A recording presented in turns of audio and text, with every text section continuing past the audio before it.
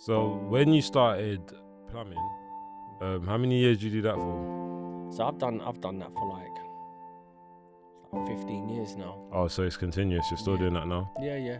And when did you find your passion for fitness? It's a disease that attacks your lungs, and it eats up your lungs, causing you to have like no breath at all. You cough up blood all day. Can't keep any food down. You lose weight, considerable weight, which means I go to every sink in the hospital and just make sure the water's safe for the patient there. There was one ward that I went on, there was like these double doors, these security doors. Never seen them before, because you don't go to these places in hospitals. You normally just go visiting thing, A&E. I said, so I went to the nurse and I said, is it okay for me to go in there? She was like, yeah, just wear the apron, wear the mask. You go in this first room, you wash your hands, you put on all of the stuff, you go in, and then just make sure when you come out, you wash your hands, take the apron off and stuff. So I said, okay. She's like, we go in there and we give him the food, we go and check on him, so you'll be fine. So I've done the whole process, went in there.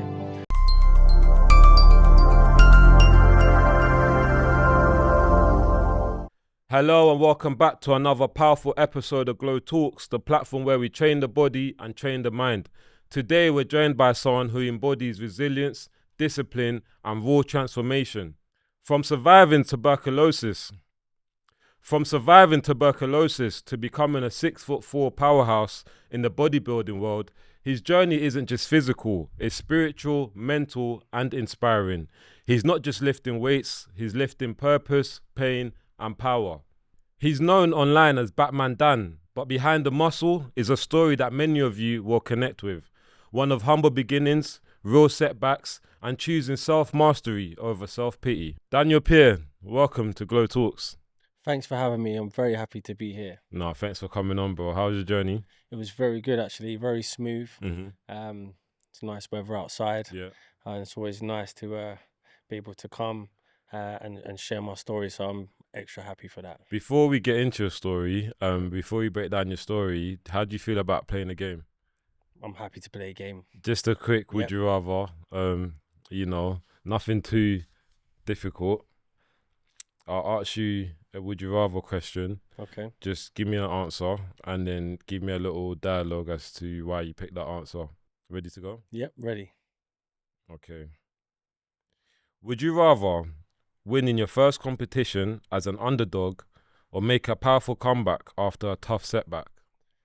Wow, that is a great question. I would have always wanted to be first on the first one. But after nearly making it and keeping that hunger in me, I think I'd go for the second one, because I feel like you can really take a step back and take 10 steps forward. So I would go for the second one. The comeback is always the knockout. It's always the one, but you need the mindset to start. You need the mindset that you're gonna win. But if you don't win, there's still great assets in that too. No, that's a good answer. Question 2: would you rather be known for your relentless discipline or your mindset that turns pain into power? Wow. My mindset that turns pain into power is extremely powerful, because in the future, anything that comes, I know I can handle it. That mindset can change everything. Even the gym, getting into the gym, it was all mindset. Everything started with mindset, and then everything follows after that. But mindset is extremely important, so I'd say No, it's true. When I started going to the gym, like growing up, I didn't want to. I had no idea of being hench growing up. Do you know what I'm saying? And something just struck where I just started going, and then I didn't even have like an image of like this is how I want to look or this is how I want to be.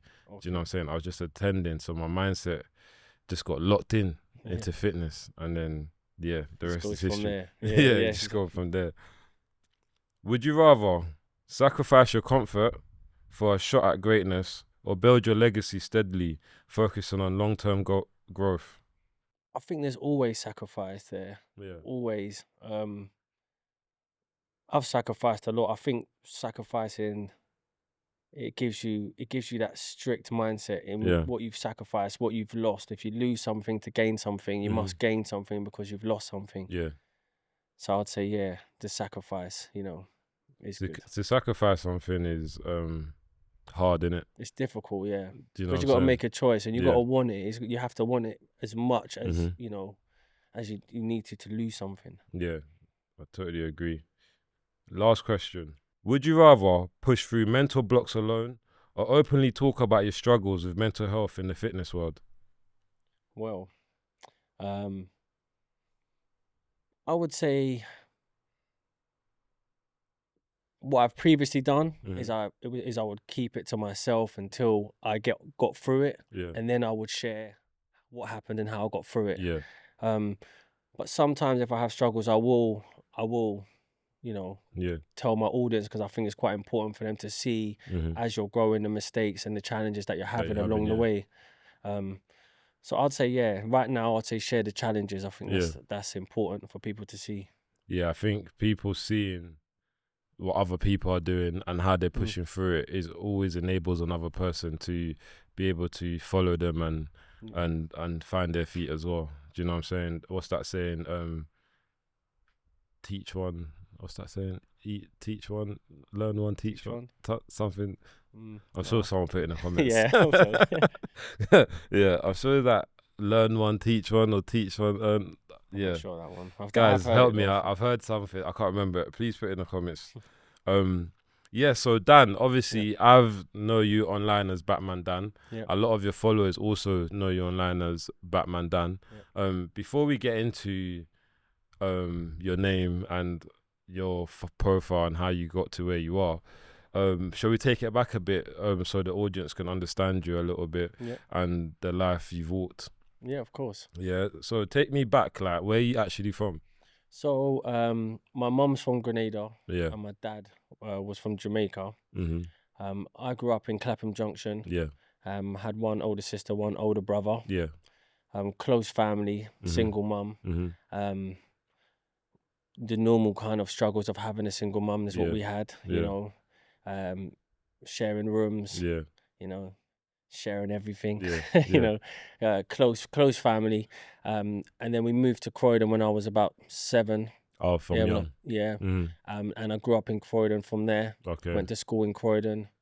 Croydon's been getting a lot of like internet attention for like all sorts of things. Like, do you know what I'm saying? Like, the internet makes Croydon look like a crazy place. Do you know what I'm saying? Would you agree? And is that the case? Do you know, it always has been like that. When we first moved there, my mum moved there because she thought, you know, it was an upgrade from Clapham Junction, because at that point Clapham Junction was quite like, it started to get a bit bad as well. So we went to Croydon, but it was only because we didn't know about Croydon. So as soon as we got there, we started thinking, oh, sirens, you know. Yeah, it is a bit like that. You have to really seclude yourself if you want to be away from that. But they do make it look worse than it is. But mate, you could go to some other areas and you weren't able to make up no stories, innit? So it's like, their stories are there to be told, innit? So growing up in a single parent household with your sister, are you the oldest? I'm the youngest. Oh, you're the youngest. So you had to look up to your older sister, essentially. What was that like for you as a young boy? Do you know what? She was very protective of me growing up. We was really close because obviously like, we shared a room, so we was always close. You know, she looked after me till it got to a point where I looked after her. So we was always close like that. It was always, it was nice to have an older sister, to be honest, you know, because I would always look up to her and what she does. She's very smart, intellectual. She's always has been. So yeah, it was good. And my brother's 3 years older than 10 years older than me. Okay. She's 3 years older than me. Okay. So yeah, my brother was there as well, but he was much older. So the connection weren't really there. No, I hear you still. So when you moved to Croydon, coming from Clapham Junction. Coming from Clapham Junction as a young boy, did you notice the environmental change, or was it still the same like as it was in Junction? No, it was completely different because like in Clapham Junction we all lived in the blocks, so we all knew everyone. So when you went to the school, you kind of knew everyone. You'd play like play out at the adventure park together and stuff. But when I went to Croydon, it was a bit different. Like there was only like really 2 black guys in the school, really. Seriously? Yeah, there wasn't many at all. Wow. So it was like I did feel a bit different there. Yeah. You know, that was my first sign of, look, you need to adapt through life as you go along. Like things are going to change immediately like that, and you have to be ready for that. Yeah. So it was a big change really for me. Is Croydon in London? It's in Surrey. It's on the borderline. Let's break this down. Let's break that down, because people say Croydon is London. Yeah. Some even say South London. Yeah. Do you know what I'm saying? Where is Croydon situated? Well, it's on the borderline, really. Like it's on the borderline of South London. You could walk to South London, really, like from there. So it's kind of Surrey. It is Surrey in a way. Yeah. But it's kind of South London as well. Do you know what I mean? No, I hear you still. I hear you. I feel like Croydon pick and choose when they wanna. One day we're South, this and that, and then when they want to drop us, they're like, you know, we're not from South, we're sorry. Do you know what I'm saying? But I always find Croydon, it's actually one of the furthest points. If you're coming from like Forest or even Catford, where I'm from, Lewisham, it's actually a journey to get to. Do you know what I'm saying? And then you got the tram lines and this and that. It's like a whole different world over there. Yeah. But a lot of if you grow up in Croydon, the majority of things you're going to do is going to be in South anyway. Like mostly traveling in South. Like, so I feel like that's another thing. If you grow up in Croydon, you move around in South. You know, you don't really go too much west, east, north. Well, you do it when you're older, but when you're younger, it's a lot of South areas where you kind of go around. Did you find yourself as you was getting a bit older? Was you hanging outside a bit more on the estates, or was you more inside? Well, you know, having a single mum, you kind of look outside for male friends, you know, like male kind of. They'll be like mentors, but they're on the road sort of thing, innit? But you look at them as like big brothers. Like my brother was too old, you know, he's out working, you know, when I'm 12, 13. Yeah. You know, all your friends are out, you know. So yeah, I was going out, being with friends. You know, you choose your friends for the funniest guy, you know, and you know, maybe, you know, you get into like a bit of problems with like wrong guys and that. But yeah. You're a little bit older than me, but being here today and seeing the kind of stuff that this generation are going through, how would you compare it to your generation when you was growing up? When I was growing up, there was a few like gangs and stuff. Yeah, there's a few groups of, we say gangs, or groups of boys that would be from the same area. Nowadays, I just think it's very petty. You know, like when I was younger, it was more like, you know, for bigger situations, things would happen. You know, for now it's just like, you know, £20 or £40 this happened, or fake watch, this guy gets stabbed and stuff. It is very petty. I think when I was younger, a lot of people was doing crimes to change their life, and then now it's just like they're just doing it just for because. the sake of it. Yeah, just because. It's interesting you said that, you know, because it's actually true that when the older generation was doing their thing, they were looking for that change, that big change in their life, you know. Like people were doing bait armed robberies. Yeah. Like, do you know what I'm saying? Yeah. Like the one hit, like this hit needs to be the one. Yeah. Do you know what I'm saying? Whether it's banks or vans or whatever. And now it's like people are just doing anything. And they're not necessarily doing it to change their life. They're just doing it for the sake of I've done it. Of course. Do you know what I'm saying? Yeah. Credit. So as a young boy, what kind of things did you want for yourself? Like, what was your vision? When I was younger, I wanted to play football. You know, I was always good at sport. I was always good at like running. Anything with like hand-eye coordination, I was good at. Yeah. Naturally. Yeah. So like I was always somewhere. If someone told me I was good at something, I'd want to do it more. Like I was just like that. I think that even could be from having a single mum. Like you just kind of always want to make people proud, innit? Yeah. So like when I was in PE, like they would always say, like, Daniel, you're good, you're good. I'd just think, I'm going to do this then. And I played for the football team in the school. I was top scorer. Or like, oh, is it? Yeah, like I was good, you know what I mean? So I thought, I'm going to do this. So I put everything into that, to be honest. Like when I was younger, that's what my focus was. Football, yeah. Yeah, I used to love it, and I thought that was definitely what I was going to do. Was you academically smart? I was quite smart when I wanted to be, you know. I didn't see any point in learning some like geography or so, even though there is probably some there's some, you know, good knowledge there.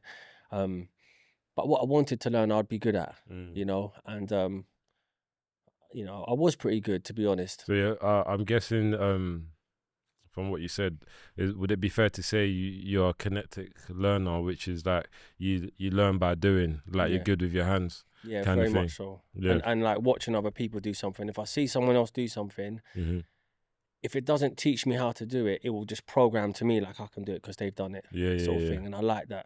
That's what the mindset I had when I went for my lorry license. I used to look at people driving lorries and I think, if they can do it, like not being judged, not in a judgmental way, but you know when you just think like, you see someone driving, they're older, they look a bit more fragile, they look this and that, you're thinking, bruv, if they can do it, surely man can do it.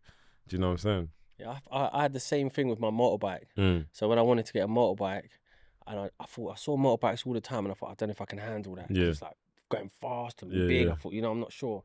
And then one time I was in Crystal Palace, and you know, they do the training there. I saw some girl on a bike, and obviously girls can ride. I'm not saying they can't ride. I'm not saying anything about that. But yeah, she was on there riding, doing her test, like on a big bike. And I thought, bruv, if she can do it, I can do it. Do you know what I mean? In a respectful way, yeah. And that's what made me do it. And from that day, one of my friends always says, bruv, that day I was standing with you and you said you was going to do it. And from that day, you done everything. I speak to you one day, you're doing your mod 1. Speak to you the next day, mod 2. Then you got your motorbike. Then you got the levers. Then you got this. And that's my next goal, like to get my big back license. Literally, that's literally. But I said I'm gonna get my big back license maybe when I'm like 50 or something. Okay. You know, when life's a bit calmed down. Get a Harley. Man can just cruise through the country lanes.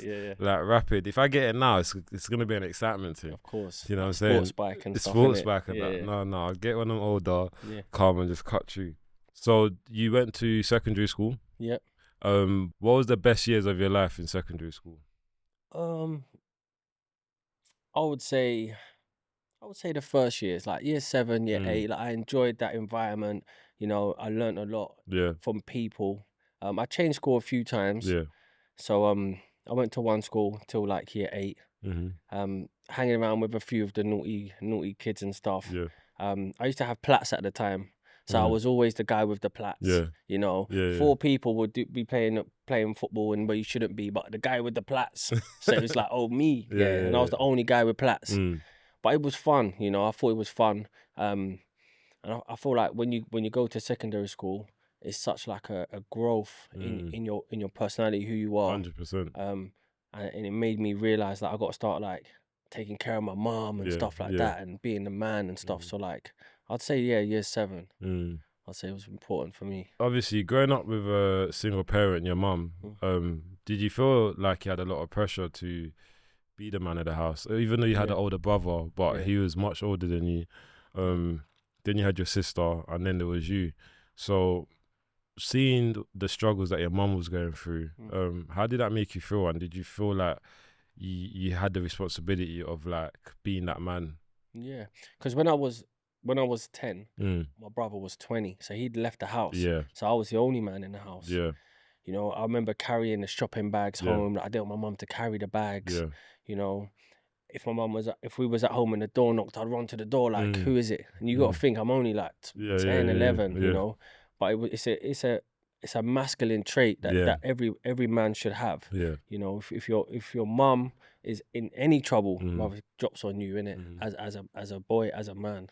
You know, and I think definitely, even though my dad was around, like I would see him at the weekends and stuff, I knew I was the man in the house and everything would come down to me, basically. So I had to definitely grow up fast in that sense. Do you think that, like, you see when we have to grow up fast in our life, do you think there's a benefit to that?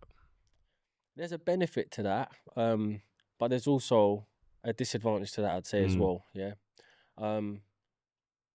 you start taking care of friends as well. You start like, if I went to the shop after, I'd buy my friend a burger. I would, and that's still good to do that, but you'd feel like it was your responsibility to take care of loads of people, you know? Like, you go to the shop, you ain't got no money, okay, you go. You know what I mean?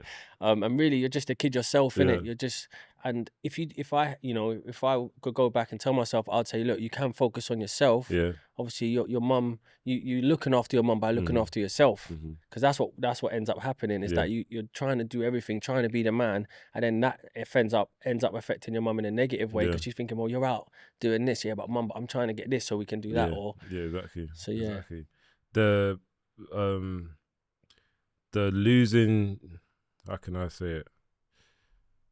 Losing your childhood early, and having to grow up fast is something that a lot of us, like, people have had to do from the ends. You know what I'm saying? We don't really get to enjoy that moment as being a child. Yeah. Do you know what I'm saying? There's so many factors in place that will stop us from being a child, whether it's poverty, just being a single parent household, also lack of education, all these things. It's like we automatically grow ourselves fast. So by the age of like 8, 9, 10, young boys, it's like we are the man of the house. Exactly. Yeah. Would you get in your GCSEs? Well, I got 5 A to C's. Yeah, I've done pretty well. Yeah. But I was good at like intensive studying. Yeah. You know, like 2 days, just read the whole book. Serious. You know, like to remember something from a long time. You know, like you're studying for 8 weeks, 10 weeks. I'll just the test is on Friday. Yeah. Wednesday, get that book Tuesday, and I'll just read through the whole book and stuff, and then like just remember, and I'd remember it clearly to to do the exam. But yeah, I done all right. Yeah. Even though I'd say like my career after that, I don't think I needed it as much. But What was your career after that? So going into like plumbing, Okay. you know, I didn't really, even though some companies might say they require it, but for plumbing, you just need like a plumbing qualification, really. Yeah. Obviously, at first I was into retail. Like when I first started working, Mm-hmm. it was like retail, like that Yeah. kind of job, just to get me used to actually just working. Yeah. And then from that, studied and done the plumbing. How old was you when you got your first job? So I was 16. I was working in a warehouse. Yeah. Yeah, it was a guitar warehouse. Yeah. So I'd box up all of the stuff Yeah, in the cold warehouse. Yeah. That must have felt good, and it must have made your life a bit more easier when it came to supporting your mum. Yeah, because you know what, my mum would wake up in the morning, and like if you didn't have a job, you didn't want to be at home. Yeah. You know, you gotta get up, and because she's getting up, she's doing stuff. You need to get up and do stuff too. Exactly. You know, there was no staying at home playing computer, watching TV, like going, like having friends over. You know, she would always want me to focus and do something at all times. So like as soon as you get out, you do feel like the man because you're getting a wage. You're meeting other men. We're all here. We're all working. All our family or mums or kids are at home. You know, so it makes you start feeling like a man. So when you started plumbing, how many years did you do that for? So I've done that for like 15 years now. Oh, so it's continuous. You're still doing that now? Yeah, yeah. And when did you find your passion for fitness? Well, from young, when it was like football. Yeah. Then it went like from football to like a bit of basketball. I'd done a little bit of basketball for a little while. Yeah. Then I realised I couldn't jump as high as the little guys, so I had to come off that. But it was always like, then I went to table tennis. So I played when I was 13. I went to a competition. I was like 3rd best in Surrey. I came. So it was like, so from there it was always fitness. And then I used to go to the gym, but not really like take it seriously, not dieting anything. You know, if you're going out on a Saturday, you just go out, go gym first, get a pump. You know, it was a lot like that, but it wasn't like a lifestyle or anything like that. And then after that, just training for like martial arts, training for boxing. It was running, like different types of training, no weightlifting really like that. And then obviously jiu-jitsu was the same. When I trained jiu-jitsu, it was the same. Like we were doing like movements instead of weightlifting. But it was always fitness until tuberculosis, and then kind of went into like weightlifting. Yeah. Let's talk about that, because one of the things I noticed about your profile is that you're an advocate for tuberculosis. Tuberculosis runs through your story. You know, runs through your life. For the audience, or for those who don't know what tuberculosis is, do you want to explain to them what it is? Yep. So tuberculosis is a disease that attacks your lungs, and it eats up your lungs. causing you to have like no breath at all, no breath at all. You cough up blood all day. Can't keep any food down. You lose weight, considerable weight, very fast. Can't keep water down. You sleep through the whole day, so you've got like no energy at all. Yeah, no energy. So you'll wake up and then eat and then just fall back asleep. So it just knocks any energy out of you at all. What is it? Is it an infection or is it a tumor? Is it like, what is it that is attacking you? Yeah, it's an infection. Okay. Yeah, it's an infection where you breathe it in. So like if you're in like a room with someone else with it and it's too close, you breathe it in and then it attacks your lungs from there. What when you say breathe it in, is it like, for example, can I breathe it in from this sofa? Oh no, someone would have to like breathe it out for you to breathe it in. It would be like contagious. Okay. Yeah. So how did you get it then? So when I was working at this hospital, so I was plumbing, doing water hygiene, which means I go to every sink in the hospital and just make sure the water's safe for the patient there. Yeah. There was one ward that I went on. There was like these double doors, these security doors. Never seen them before because you don't go to these places in hospitals. You normally just go visiting thing, A&E. Yeah. And he's done. I said, so I went to the nurse and I said, is it okay for me to go in there? She was like, yeah, just wear the apron, wear the mask. Yeah. You go in this first room, you wash your hands, you put on all of the stuff, you go in, and then just make sure when you come out, you wash your hands. Take the apron off and stuff. So I said, okay. She's like, we go in there and we give him the food. We go and check on him, so you'll be fine. So I've done the whole process, went in there.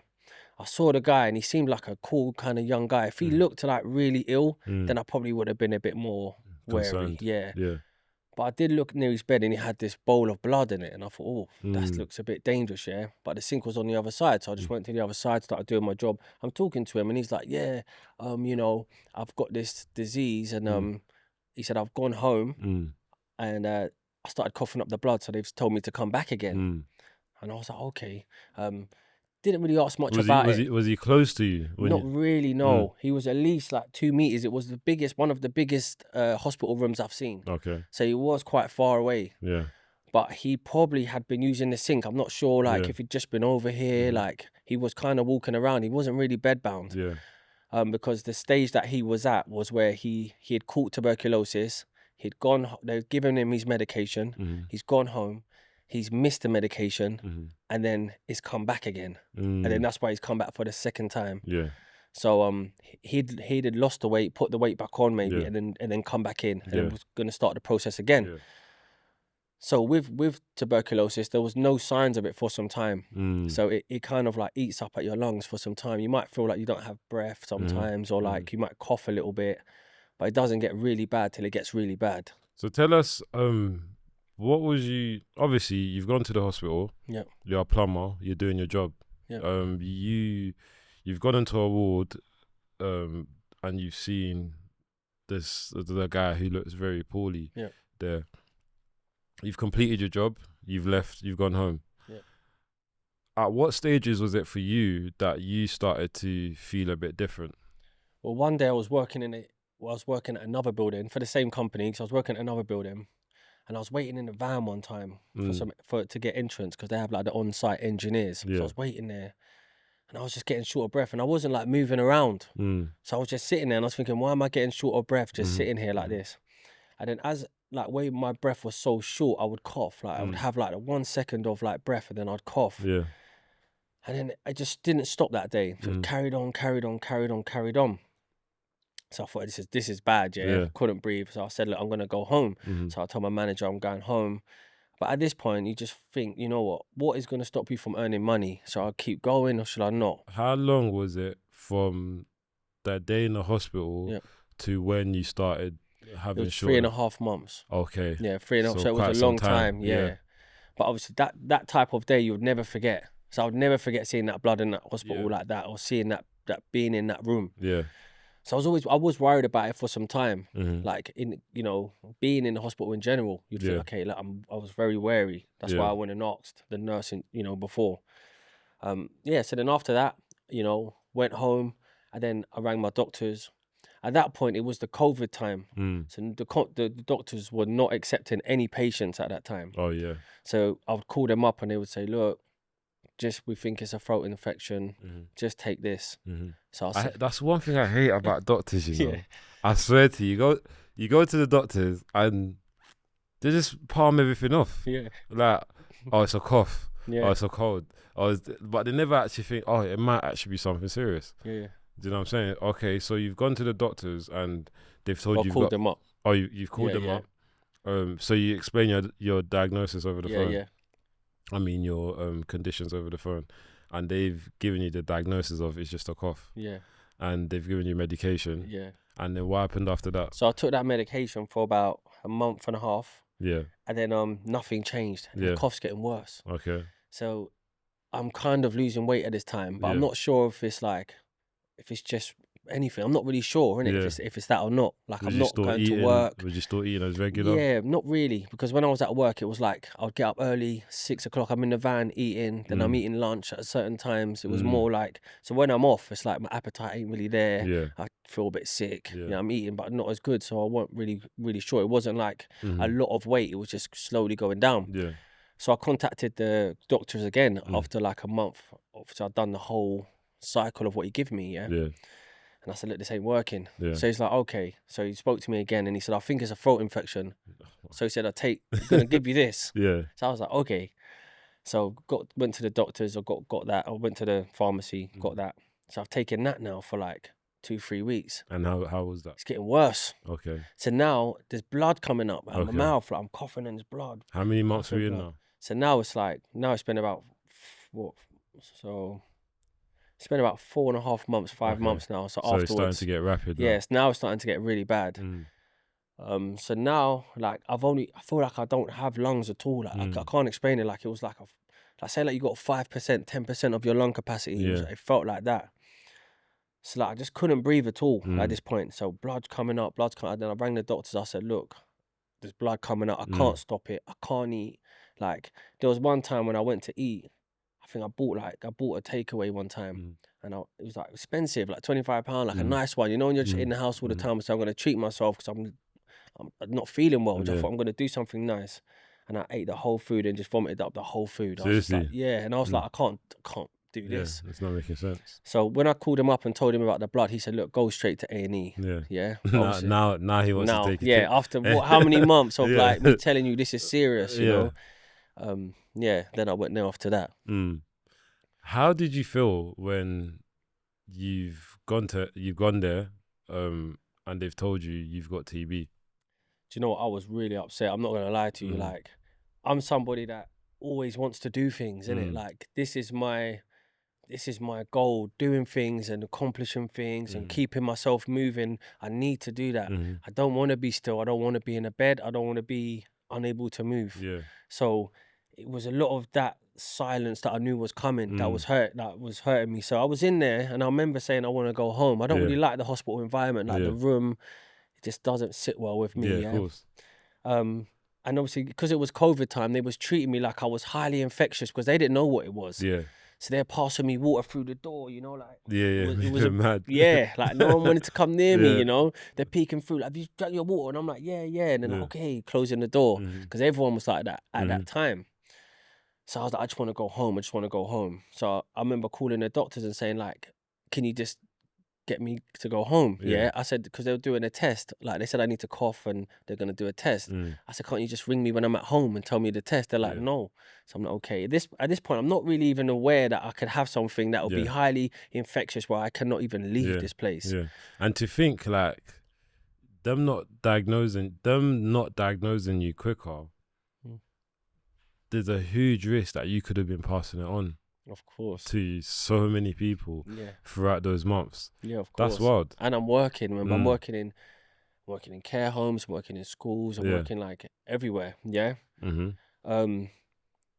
So even at that point, like they basically come back with the test. Yeah. And they said, look, there was like, so imagine I'm sitting there, 3 doctors come in, like smart looking ones. They're not ones that you don't really see. And I'm thinking, what's this? This is not looking good, yeah. The first one come to me, he's like, yeah, Mr. Pierre, like, we're really sorry to tell you, but you've got tuberculosis. I know I had the mask on and everything. You got tuberculosis. And how many months are we in now? What in the How many months since Oh, you started coughing up a little bit to now they're giving you this diagnosis? so from there it was from coughing up the actual blood or coughing up. When you first started getting symptoms of that. Okay, so at that point we're like 3 months in now. So we're like 3 months in from the coughing, like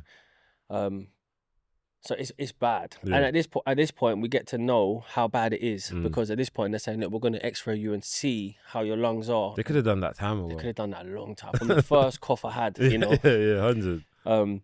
So they're like, look, we're going to see how bad it is, obviously, and then we're going to give you your medication, but you can't leave until we give you everything. And the medication that they have I think they gave me like 3 months at a go. Yeah. But because there's 10 different medications, they don't have it all.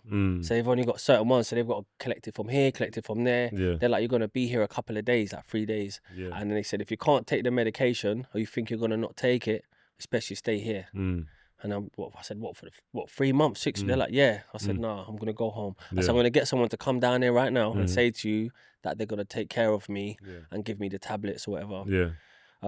But yeah, at that point there, when he said it to me, I got, I was really annoyed because I didn't know what it was. I seen it on the news one time talking about it was in another country and it was killing people. And that's all I knew about it. I never knew anyone who survived it. I never knew anyone that had it.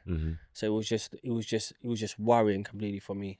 So TB, you can actually lose your life from it. Yeah. Seriously? It was like one of the highest killing diseases, and like I think it was 2015. I think it was one of the highest, and it still is, because you got to think that that 10 medication a day.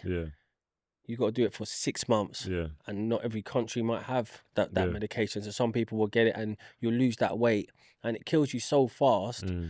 The weight was coming off me so fast, I couldn't believe it. And then your strength goes and everything goes. Does it eat your immune system, obviously? Yeah. So then another thing what was happening is I started getting toothaches, like really bad ones. Seriously? Yeah. And I remember speaking to the doctor about that and saying, look, I'm struggling to eat because I'm having these toothaches. And it was like, it's because your immune system's so low, that's why it's not fighting anything. Damn. Yeah. Damn. How did your mum feel in all of this? Do you know what? She was really sad, especially like I was somebody that when I was losing the weight, I was hiding. Because I'm a proud person, you see. So like when I knew I could look in the mirror, my cheeks were drawn in and my face just looked terrible. Like even when I looked in the mirror, I didn't like it. And obviously they said to me not to go out. So, and I didn't want my family to come and see me like how I was, and obviously have a chance of getting the disease. As well. So they would FaceTime me a lot, and they would try and be like, "Oh, you're right," but I could see that they would be looking at my face, looking deeply into my eyes to see like how ill I was. And then sometimes you would even see like the screenshot, like where they think, "Oh, wow." That's my brother. Like even my sister would see me with my mum and say, "Look, this is crazy. Like he might not make it." I'm not gonna lie, I would have went back to that hospital that it started off in. Did you end up going back there? Do you know what? I didn't. Okay. It was a fact where like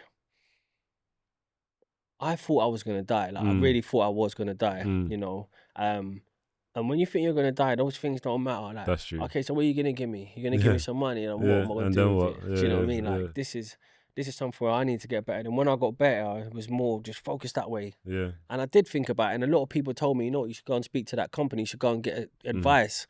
But I feel like I made it a win for myself in the long run. But yeah, there was some people at fault on that day, I think. For sure. For sure. I would have been pulling up there. I don't care what state I'm in. Someone needs to hear me out, because this is because you were just doing your work. Do you know what I'm saying? It's not even like you were somewhere you weren't meant to be and it's happened and this and that. Hospitals need to make sure that there's security measures in place for contractors like yourself. Of course. Do you know what I'm saying? Do you know how much contractors come in a hospital and just to do their job? And it's the hospital's responsibility to make sure that you're safe as well as the patient's safe. Of course. Do you know what I'm saying? I would have been all... You get me, After bro? a little while, I did think about it. I did think someone should, take responsibility for this. Because it did affect me in a big way.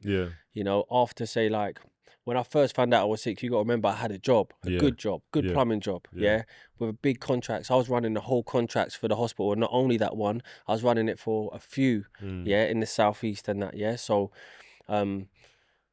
they was quite cool with me at the beginning. Okay, you got a cough. All right, that's cool. How long are you gonna be off? Blah blah blah blah.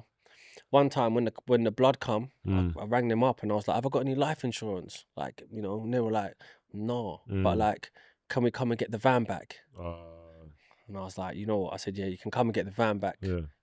Take care. I think I'm going to leave now anyway, because, and they said, you can come back when you're ready. But I was like, no, because when I was ill, when I was dying, you just wanted the van back. And I get it. It's a business, right? So it's going to cost them to have the van. But at the same time, I was there working for you, right? I feel like they're definitely responsible as well. Do you know what I'm saying? As a company who's sending out people on jobs, especially hospitals or prisons or anywhere that's gonna be like high risk, as a company, they should be responsible for your safety. Do you know what I'm saying? Obviously, I don't know whether they gave you PPE and all of those things there, but even whatever they gave you, would that be enough to protect you from TB in the hospital? Of course not. Do you know what I'm saying? Yeah. So I definitely would have held them accountable for that. So tell me about the healing process. Obviously, you've got TB, you're at the hospital, you're losing weight, you're coughing out blood. They've given you medication. What was those medications doing to you? What was the side effects of it? Wow. So like, because for instance, I wasn't going outside. So I had like a vitamin D for that, because my vitamin D was so low, because I was like in the house all the time. I had many medications that would contradict with other ones. So like, to be honest, there were so many, doing different things. I wasn't sure which ones was giving me which effects. But like, say like if I would go toilet, for instance, like it would change, like my toilet would be like red, basically, like red, like seriously, red, like red, like a Liverpool top. And like different. Do you know what I mean? It was so different. It was scary even to like if I went to toilet and someone else would, they'd be like, wow, is he vomiting again, basically. Wow. So it was like that. So obviously, to keep my food down, they gave me one for that. They gave me one to like to basically kill the disease. And then other ones to like stop the side effects of the other ones. But I was getting headaches, still vomiting for some time. Like it was the hardest thing to do was to take 10 tablets and eat without vomiting up the tablets. Because if you take 10 tablets and then you vomit up the tablets, you can't take them again. You're not allowed to. You've missed that day. Oh, you can't. It's done. So if you miss too many days and then you mess up the cycle, then it can just come back in 6 months when you think it's done. So it was like getting up at 5 o'clock in the morning just to take the tablets, to let them digest, to eat breakfast at like 7:30, 8 o'clock. So if that comes up, but there was many, but I was trying to sleep through it, to be honest, because it was I just didn't feel like I had the energy to do anything. So as I was eating and sleeping, just slowly, I just felt myself getting a bit more energy. That's good that you managed to find strength within yourself. Do you know what I'm saying? Because sometimes the doctors can say whatever, the doctors can say this, say that, they can give you this, take this, but mentally you have to like put yourself in like a zone and you think, I'm stronger than this, I can get out of this. Obviously there's going to be some diseases that your mental is not going to help. Do you know what I'm saying? But there is some that if you mentally believe you're going to get out of it, then you're going to get out of it. Do you think that your mental strength got you through it? 100%. Yeah. Even like when they told me, there's a good chance it's going to come back. Yeah. I said to them about boxing and fitness, I just think I'd able to like do like anything to do with fitness again. And they're like, we don't think so. You're able to stay healthy. Yeah. But I said, no, I'm going to do it again. Like, I'm going to be better than I was, actually, When they showed me the x-ray of my actual lung, I had one black lung Okay. and one white lung. Mm. So like they're supposed to be black, Yeah. both of them. Yeah. So one of them was basically all white, and then Mm. it had come over to this one where the top was becoming white on Right, this yeah. one too. So the doctor said it was the worst he's ever seen. Yeah. So like where I had it all that time, and you know, someone might get a cough and go straight away, but I just firmed it all the way till blood, basically. Yeah. You know. Yeah. Yeah. So like, yeah, he said it was one of the worst. So what makes Yeah. it go white? Is that the infection that makes it turn white? Yeah. So it's just eating up the lung, basically. So Yeah. when it turns white, it's basically not working. It's done. Yeah. Yeah. And in terms of the repair of the lungs, does it get back to normal? Ish. Yeah. Yeah. So it's black-ish now. You might see a few white marks like on there where it's like scarred the lung a bit. It's all of the coughing. You see all the coughing. That effect kind of stays on your lungs. So my lungs will never be the same. Yeah. I still have effects, like not effects now, but like you know. So is TB dormant, like in your body, as in like, does it have moments? So basically what I'm asking is, do you still have TB but it's not active, or do you don't have TB and it's completely gone? Or So I like don't have TB and it's completely gone. Yeah. You know, it's like if you like say broke a bone, you know, after a little while the bone would never be that strong, but it won't be broken. Do you know what I mean? Yeah. So it's kind of like that. So I'm all clear of it, but where my lungs did go through that damage, they're just not 100% as they would have been. And it's easier for you to get again in a way. Yeah, or really anything that affects the lungs, my lungs would fight back less probably than someone else's. Yeah. But being fit, being healthy, having muscle mass, all of those type of things would help fight it if it was ever to come back, which it hasn't in a long time. Yeah. And that's what the doctor told me as well, which changed everything as well, because they said to me, if you had more muscle at that time, you would have fought this disease much easier. Yeah. Because I didn't have much at that time. So when you had it and it went, has it ever come back? No. Okay. No. So since it's just been gone. Yeah, it's just been gone. But I stuck to the medication like no man's allowed. No man's allowed, mate. I'm telling you. I got to a point where I could just do 10 at one time, like as it was nothing, you know. So I just never wanted it to come back. Like I never wanted to be in that position again. Is TB a regular thing? Is this something that like is regular? People get this all the time? Yeah, no, it's extremely rare. Is it? To be honest, yeah, it's extremely rare. I think a lot of people go on holidays, they can catch something, come back here. Yeah. But as soon as you get the symptoms, they're gonna try and get rid of it as soon as possible. Yeah. You shouldn't really give it to anyone. Yeah. And another thing is, obviously, when I was around people in that time, and I didn't give it to anyone. Yeah. So they say that I think there's some forms of tuberculosis which are more, I don't know, where people can catch it more stronger. Yeah. And like there's some where you're kind of a holder of it, so you're not really giving it to everyone. Right, so yeah, I didn't give it to anyone, and the people were around me at that time. So how long did it take for you to actually make a full recovery? So when I was on the medication, say after 4 months, I felt back at myself, but without the weight. Yeah.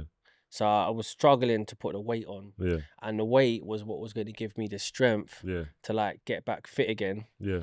And at that point I went to like a protein shop in Addiscombe. One of my friends have a shop there, and I said to him, look, I'm finding it hard to like eat loads of food, you know, like I just need something that's going to help me to put weight on and keep the weight on so that I can have the weight to go to the gym to get my appetite up, you know. And he gave me this drink called Heavyweight. Yeah. He said to me, these two one guy come in there, said that his grandma and granddad couldn't walk. They was losing weight. They needed a drink to get healthy and get strong again. So he said he told them to buy the Heavyweight drink. Yeah. And then he said like 3 weeks later, the grandma and granddad came in and was like, oh, like, and it was healthy because they've been drinking the drink. I was like, is it? I said, I'm going to try it. Yeah. Mate, I took that drink. When I took that drink, I'm telling you, mate, my weight went on. Yeah. And I've tried many drinks, many protein drinks to just upset my belly. But this one, I'm telling you, was just different. Yeah, I've tried to stir away from protein shakes. Like, I used to be a protein shake fiend. Like, do you know what I'm saying? I used to, my routine was like, I have breakfast. Straight after breakfast, I drink a protein shake. Okay. Yeah. Go to the gym. I finish the gym. Then I drink a protein shake. I'll have my lunch. Okay. After I have my lunch, I'll drink a protein shake. Snack, protein shake. I used to have like 4 or 5 protein shakes a day. Do you know what I'm saying? But I wasn't like replacing it for food. Okay. I was fully eating my meals and fully having protein shakes as well. And that's kind of what helped me blow up. Okay. Do you know what I'm saying? Whereas other people, they replace meals for protein shakes. Yep. Do you know what I'm saying? And then it got to a time where I kept taking protein shakes. And I just got conscious of like what I was actually drinking. Yep. And the sweetness of it as well, and things like that. And then I realized like I eat so much food anyway. Do you know what I'm saying? Yep. I'm getting my protein through the food. So I just cut off the protein shakes. But you're saying you drank that drink and it was like a mass builder. Yeah, so it's from Bodytronics. Yeah. It's called Heavyweight. Yeah. So it's got like 1,300 calories. Yeah. In 4 scoops. Yeah. So what I was doing is having 2 scoops in the morning and then 2 scoops at night. Mate, that changed my life, that drink. I know bare people are gonna go Google this thing. Yeah. I've been trying to get hench for Mate, time. I'm telling you, if you got like fast metabolism, Yeah. and you drink that drink, mate, you'll be fine. Yeah. Yeah, you'd hold that weight. Yeah. And it helps you because obviously afterwards you can eat more, innit? Because your body, your belly's expanding, and you can get that down you real fast, especially even after food. Like after you've eaten, like hour and a half later, you drink that. Yeah. And I actually messaged the company and I told them that. Yeah. I said how much like it changed my life. Yeah. Nah, that was being serious. Bro, and then that's how I got sponsored by them. Oh, is it? Yeah. Okay. That makes sense. That makes sense because usually as black people, nobody got time to start emailing emailing companies and giving them brilliant reviews. Do you know what I'm saying? But it worked out for you. Yeah. So once you emailed them, how did they got back and just said, yeah, let's collaborate? Yeah, no, so I messaged them and I said how much I liked the product, because I couldn't find any other ones that I liked, and that was just me being honest. I was fed up of wasting £40, £30, doing one scoop and then nothing working or whatever. So they didn't reply to me for a little while. So I kept posting, kept tagging, just continued doing what I was doing. And then one day there's a woman there called Frankie, very nice woman, and she liked my story. She liked what I stood for, and I was just genuinely liking the product, innit? And I feel like sometimes you can't get that. You can tell someone, oh yeah, take a picture with this, but for someone to actually have a story that actually believes in the product, takes different. The product, I thought I could have brought something different. Yeah.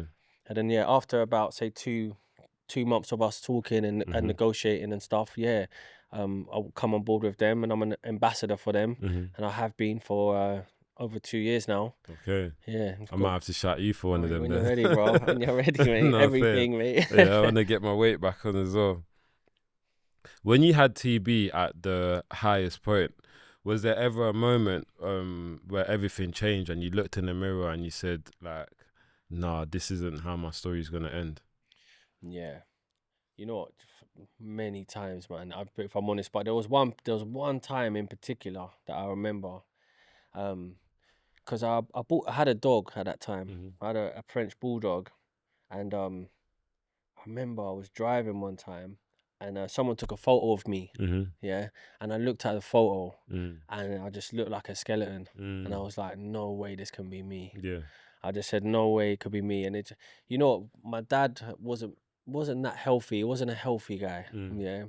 And for some reason, it kind of reminded me of him a bit, and obviously I'm much younger than him, innit? I shouldn't be looking anywhere near what he looks like, especially at the age he was. And I just said, I'm never going to look like that again, basically. Yeah. That must have been difficult, like looking at image of yourself and also remembering what you used to look like and trying to, you know what I'm saying? Wrong. Your mind must have just went crazy. It didn't look like me at all. It was just not me. And I was just saying, whatever I can do to change this, I'm gonna do it. So your illness obviously affected your body, but how do you feel like it went on and affected your identity? Well, it definitely gave me something to show I've come back from. You know, like if someone goes to the army, if someone goes to prison, if someone goes somewhere and you have those experiences, you know, you come back a different person. Yeah. Yeah. I was so close for me to end it, like having the end of my life. Mm-hmm. It made me realize what I wanted out of life, what was important to me, what phone calls did I want to make, what did I want to be, what legacy did I want to leave. And it was more about that. It worked out a bit more about that now. Like, how do you want to be remembered? Is it because you've got a nice car, or is it because of, you know, you've been on this holiday, or is it because of the impact that you've given people, or that what you've been through and then what you're giving back? And I feel like that for me was the most important thing. Yeah. I think that's important as well. You know, it makes sense. Sometimes we go through turbulence and turmoil and struggles and pain, and we go through all of that just to give it back. Yeah, because even I was trying to find people when I had TB. I was trying to find people that had it. I was searching on YouTube, TB survivor. Mate, there was one guy, but the guy, you know, with all respect, he looked like he'd recovered from it, but he didn't look like he'd advanced his life in any way. He just got back to where he was, and I didn't even want to just get back to where I was. You know, if I lose a car, I want to get a better one. If I lose my bike, I'll get a better one. You know, that's just how I am. I don't want to like lose my health and just get back to where I was. I want to get better, and I was looking for someone like that, and I couldn't find no one. So then I said, I'm going to be that person. And that's what separates you from the rest of other people, because sometimes someone can get beat down by something so bad, and when they get better, they're just happy to be better in that situation. Do you know what I'm saying? And it takes a 1% of people to get better and actually advance from that.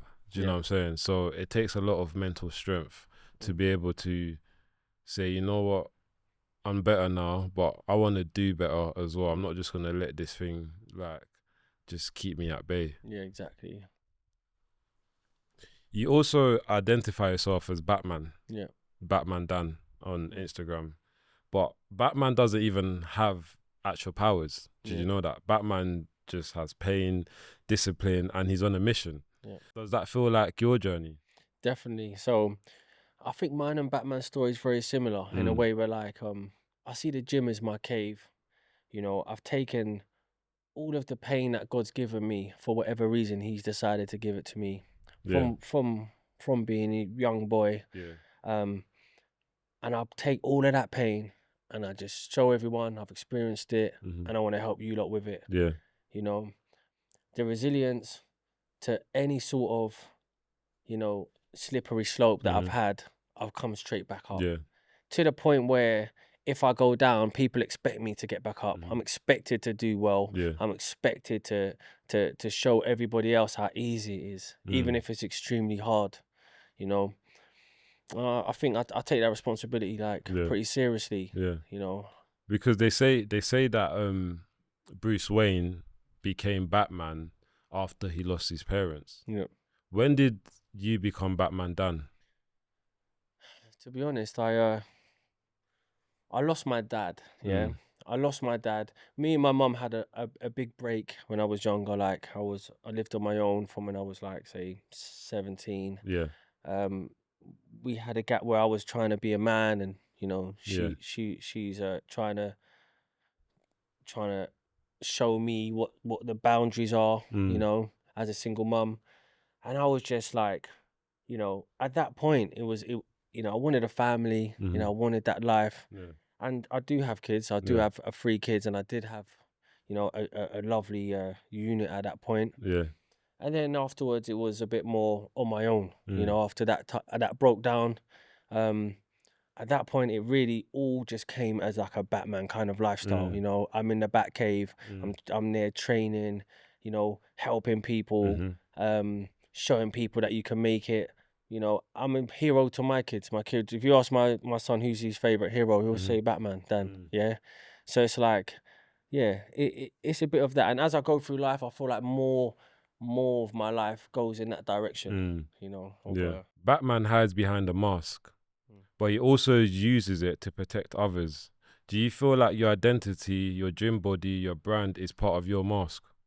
Definitely. You know, I do have like quite an emotional inside as well. You know, I've been through a lot. you know, and it's kind of like my shield. It's kind of like I turn up at the gym and now I'm Batman. Yeah.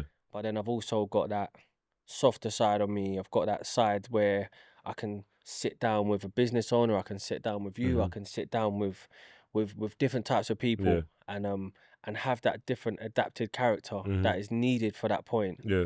You know, you only want to be Batman when you need to be that Batman. Like I take all of that stress and pain and I make it Batman deal with it. Yeah. Do you know what I mean? And then when there's other parts of the lifestyle and people are like, well, how are you doing this? How? I'm doing it because I'm this guy. I'm Daniel Pierre. I'm the Bruce Wayne side of it. Yeah. I'm the businessman side. Yeah.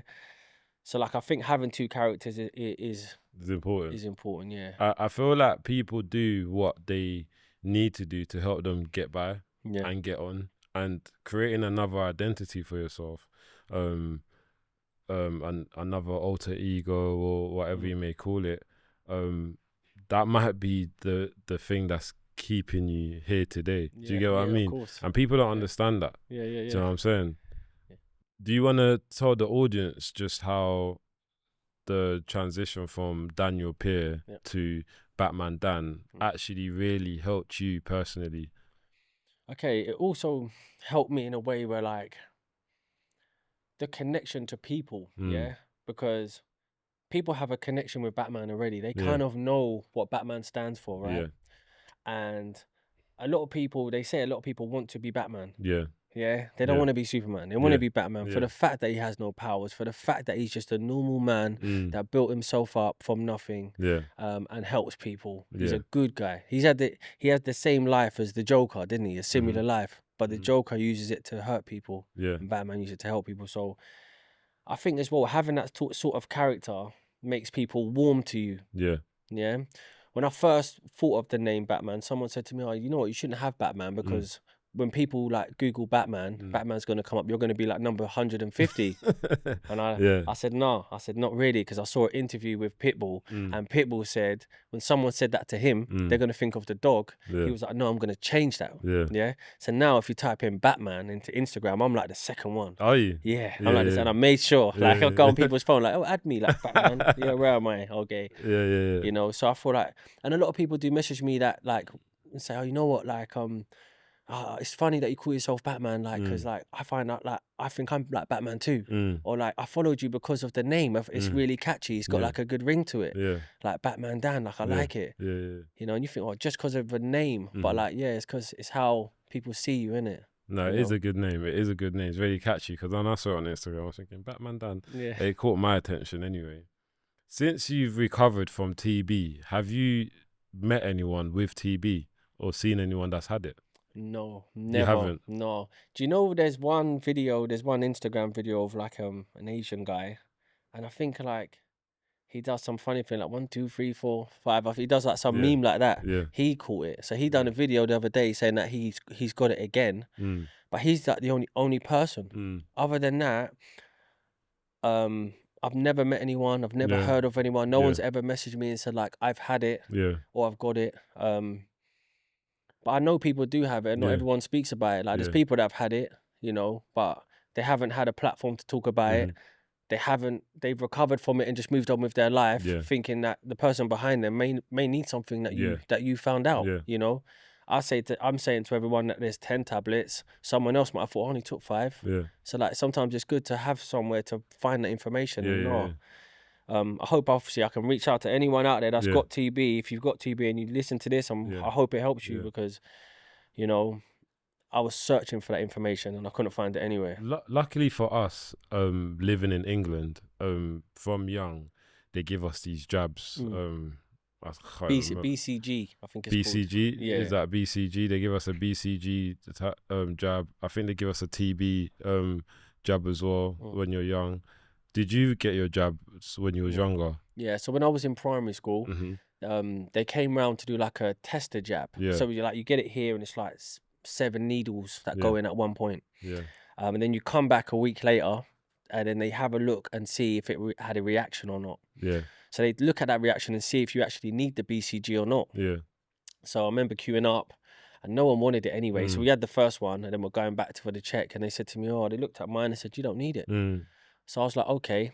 My mum always said that she had hepatitis, hepatitis B and she recovered from that, but they said I was immune to TB. So it kind of made sense when I went home and said to my mum, look, I don't need it. She was like, oh, I didn't think you would need it anyway. And that could be because maybe my siblings didn't need it. So obviously that was obviously a misguided bit of information there. So I didn't actually get that jab. Being born in Congo, I feel like when I came here, they just jabbed me up with everything. Is it just in case? Because I'm thinking like I don't remember them doing a test and like any of these things. Like they were on this thing like, was you born here? The minute I take that they're just giving me everything, everything and anything to protect me anyway. That is a thing where I think they genuinely give that to everyone now. Every kid now gets these injections or whatnot to prevent from these diseases. So moving on and going on to your bodybuilding now, what inspired that? Well, when I was recovering from TB, I was going to the gym all the time. So I was just religiously going there, with no goal in mind, just that I didn't want to look like that again. So I'm going, and it just started to be part of my day. It started to make me feel better. And then people were telling me, oh, you're looking good now, you're looking good. And obviously, you know, sometimes people just say that anyway, start conversation. And I'm like, you look good too, you know, like just going on. And then it started to be a bit repetitive. Like a lot of people would say like, you're looking good, blah, blah, blah.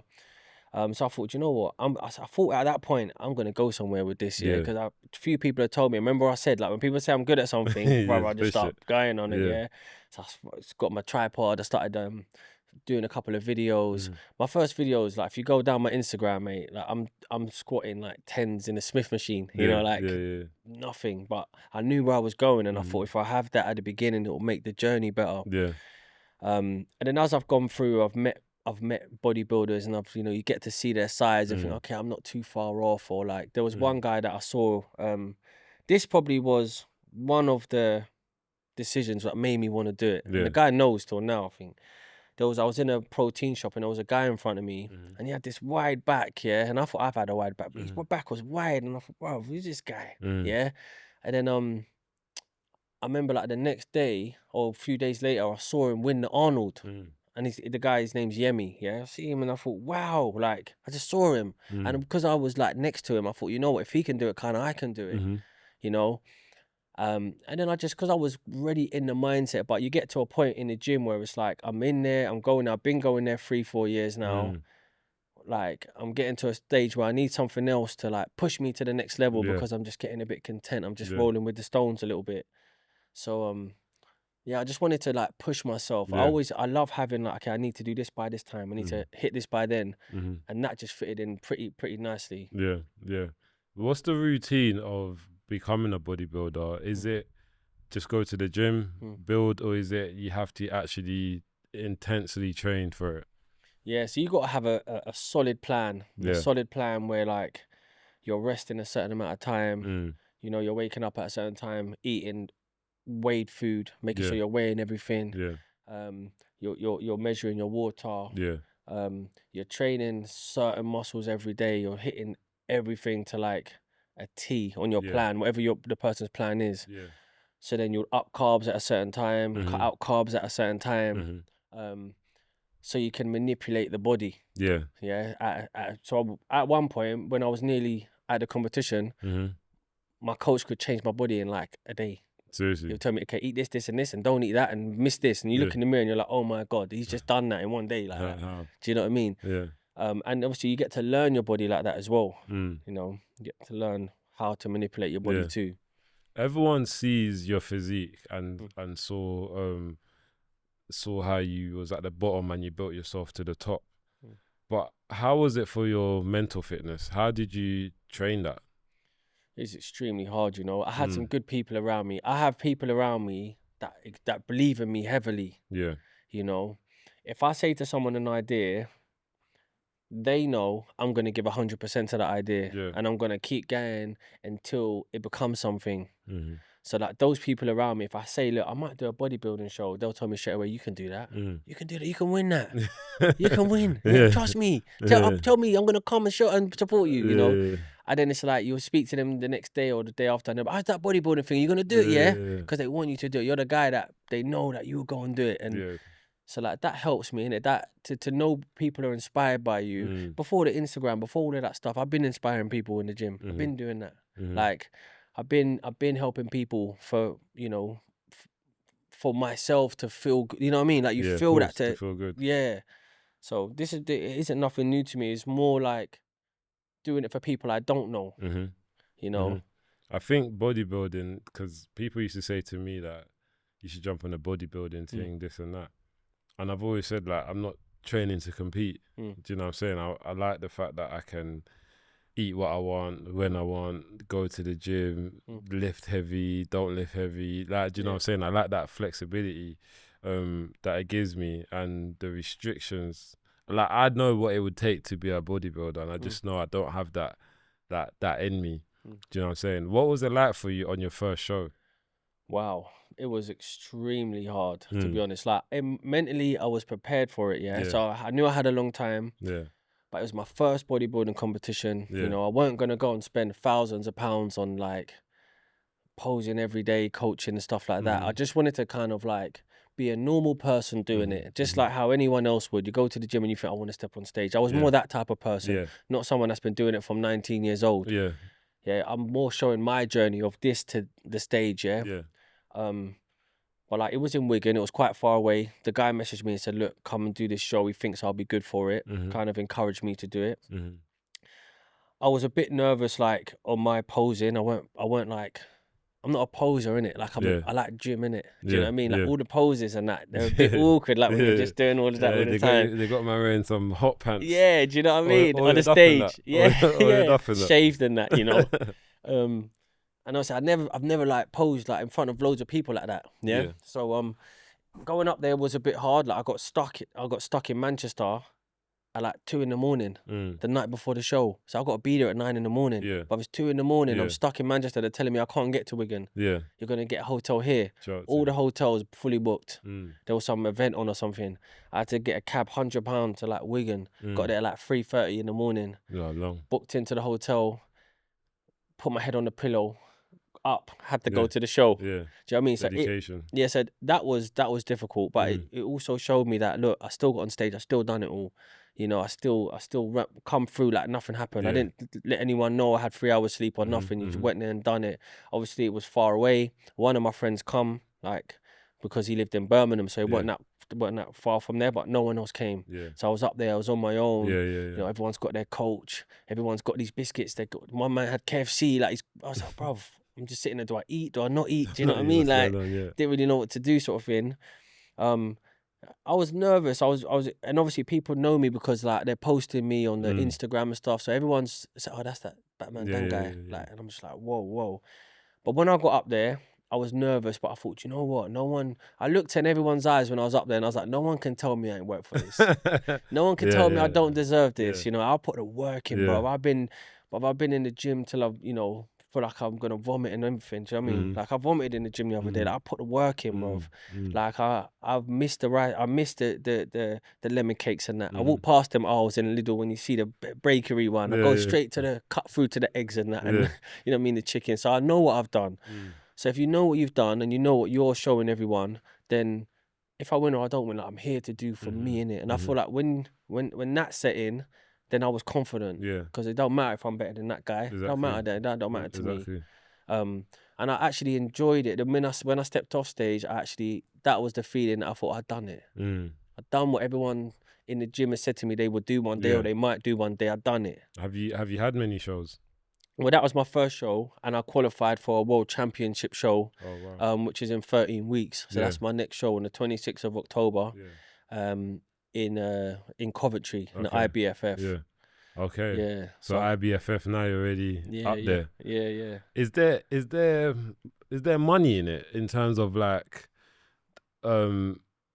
obviously most bodybuilders? Well, someone's told me before that to be a bodybuilder, you've got to be passionate about it. Mm. Do you know what I'm saying? Because there's no rewards to it other than just your own self-confidence. Would that be true?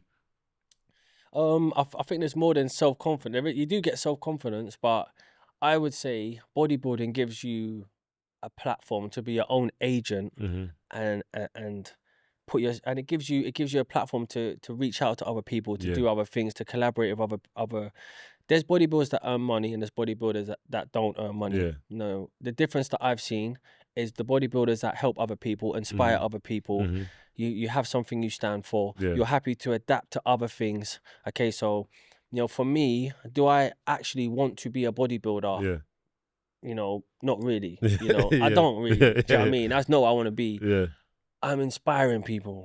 I am my own brand of Daniel Pierre. Yeah. So I got acting friends. I got people that do. I got football agent friends. I could do anything. My football agent friend yesterday spoke to me and said, "You know what, Dan? I need you to come in and talk to the younger kids, or the football kids, about this." Yeah. That's what I want to do. So the bodybuilding, I'm on stage, and when someone sees me on stage, they know what I've gone through with that prep. That's what I want to show you, because sometimes if you don't show something, it never happened. Yeah, I mean, I've been disciplined for 5 years, but that picture on stage is a significant sign of that. You are one person who went through a hard time. Having TB, I can't imagine what that's like. Do you know what I'm saying? But you're here today to share that story. You've then converted that pain and turned it into strength and become a bodybuilder. Batman Dan. You've turned yourself into Batman Dan. Now you work with brands like Bodytronics, and One Society. How important is authenticity in the fitness industry, especially for a black man? Do you know, it's extremely important, because I feel like a lot of the young guys, they look at Instagram and they see a lot of lifestyles that are not realistic. Yeah. Everyone's come straight from, if you look at someone's first picture, they've already had like 4K video, 4K picture. Like, you didn't start there. You know what I mean? People say to me, okay, you got like over 1,000 posts. Yeah. Why don't you go back to the beginning, start deleting them, so that your first post is like professional? And I say, because I didn't start there. Yeah. No, that's unrealistic. Yeah. You have to be, if you're authentic, people relate to you, innit? Yeah. One time I done an advert for Bodytronics. It's my first advert, and I was nervous. So the guy was like, we had to go around and do different bits. Like, one's like gym there, talking there, photos there, interview here. And when I got to here and I started talking, and I was just like stuttering all the time. Yeah. And then I went up to the woman. I was like, do you know what? I don't know if I done that well. And then she looked at it and she said, "You done fantastic." I said, "Why?" She was like, "Because you just look authentic. You just look like you're speaking from the heart. You don't look like you're reading from a screen. You don't look like, and people will see that and feel that in you, So I think that's important, to be authentic in that sense. Yeah, I think authenticity plays a big role in anything. Yeah. Really. People can see through the cracks. People can see when someone's not real or genuine or whatever. Do you know what I'm saying? A lot of people, well, not a lot of people, but some people build their platform on deceiving their audience, and we've seen it before. Like, the fans will turn their back on you and be like, "You said this and you said that, and this is not who you portray to be, and this and that," and it always bats you back in the end. Of course. Do you know what I'm saying? So it's hard. It's easy to keep up something if you're authentic. Yeah. That's the main thing. I don't have to be different characters. Yeah. In different places. Yeah. Just gotta be yourself. Yeah. And that's why I think my confidence comes from, because it's like I've been in situations I've had to do it on my own. Do you know what I'm saying? I've been in situations on the roads where I'm by myself. Do you know what I'm saying? So it's like, this is man. Do you know what I'm saying? I can switch it up. Of course. If you want a man to switch it up, like, I can switch it up. I can turn it up, like, if I need to. But I think now I acknowledge that I'm older now. I got my own self-confidence. I don't need anyone to tell me, like, you should do this or you shouldn't do that, or this and that. Like, do you know what I'm saying? So I think being authentic in yourself is just a genuine thing to have. Do you know what I'm saying? And as well as that, it don't knock out competition, but it does. Yeah. Because you're just yourself. No one can be like you. Yeah, exactly. You know, so I think that's one of my powers. I don't try and be like no one else. You know, I just try and be myself, or Batman Dan. How has your self-image evolved from when you first started bodybuilding to now? You know, I think now, even though I've only done one competition, so I'm not gonna say like I'm a veteran or anything like that. But I feel like me doing it is connecting me to the people that want to do it much more than the higher people that have done loads of shows. Yeah. So people that haven't done shows, loads of them have come up to me and said, "Look, I would love to do a show." Yeah. Like, and even then, I've spoke to the IBFF president, and he said to me, "Look, you can actually get a few of your guys from the gym, and we'll do a show like with a few of your guys. Like, you get them and you kind of work with them or whatever. So that opportunities arise because people have come to me to be like, look, I saw what you done, and they've seen me here working. So it's like I'm closer to the people, you know, and I'm coming from where everyone else is coming from the ground, from nothing, with hardly any kind of years of bodybuilding, and I done it. Yeah. So. You said earlier that you got 3 kids. Yeah. Did you have any kids when you was going through TB? Yeah, so I had 2 kids at that time, 2 daughters at that time, and that was really difficult for them. Yeah, you know. What was the hardest thing for you as a father going through TB and having 2 daughters? Do you know what it was? It was the fact I couldn't do nothing for them. Yeah. I couldn't make a drink. I couldn't do nothing. Yeah. And at that point, it was like, okay, I was useless. Yeah. They was helping me at that point, you know. Even obviously afterwards, when I knew what it was, they was away from me. They weren't even able to really come over. I didn't want them to come and hug me or nothing at that point. But at the beginning, when I was getting sick, they was helping me, and I just thought, you know what, like, you know, they was really upset. You know, we had to kind of hide it a little bit. They was quite young. Yeah. You know, so we just kind of said like, Daddy's not well, innit? It was more like that. But, you know, they would look at me and start crying and stuff because they would look at me and see that I was drawn in. Yeah. Not the same, So it was just, it was a touching time for both for us, me and them, you know. Yeah. No, I could imagine, man. Kids don't understand a lot, but they understand everything. Of course, in their own way, innit? In their own way. Yeah. Do you know what I'm saying? Like, so that must have been very difficult for them. Did they visit you at the hospital? Well, they wasn't allowed. Yeah. So they did come. So like I asked for some snacks and stuff, some grapes and stuff, and the hospital said that they could bring them to reception. So even when they came, they was like, we weren't allowed to see him. Yeah. So even that, like not being able to see me, and I'd been in hospital for quite a while at that point. I was in hospital for like 3 days at that point. So yeah, and even now, but then again, if you look now, they know they've seen me like that and then see me like this. Yeah. So like as much as it is that for them there, it also gives me that power to be like, look, I came from that. Was there ever a moment in hospital where you thought, I'm not gonna make it?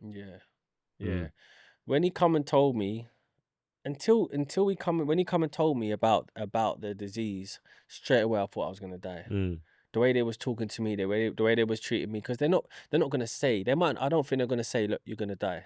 So they were telling me you're gonna be all right. But it's probably because of my response to when they all came in the door like that, and then telling me like I can't leave. Yeah. You know, I was like in shock. Yeah. You know what I mean? Because imagine you're working on the other side, remember? So I'm seeing them all in the hospital beds. Yeah. And then 4 months later, like, I'm in the bed. Yeah, that's what I was thinking as well. I was thinking it must have been a mad like mental transition for you, seeing yourself in the bed when you went to do work and that guy was in the bed coughing out blood. Yeah, then now it's me. Yeah. You know? So like, yeah. It was a hard time that time. How important is your vulnerability when talking about self-image as a man and a bodybuilder? I think it's pretty important because you're quite vulnerable, you know, bodybuilding. You know, you put yourself out there for opinions, right? Yeah. You know, as much as you can be positive, not everyone is positive with what you're doing. Everyone's got an opinion. Everyone has, and you got to take both sides. Yeah. Because it's all other people's opinion too. You know, so I'm pretty used to that now. You know, I'm pretty used to everyone's gonna have their opinion and stuff, and as long as I know what my intention is, then I'm happy for any outcome in that sense, because I know I'm just helping people. Definitely. What advice would you give to someone struggling with self-image, especially in a sport that's so appearance driven? Okay, so for anyone struggling, I would say, look, just know that you've come from where you've come from, and stay focused on your progress.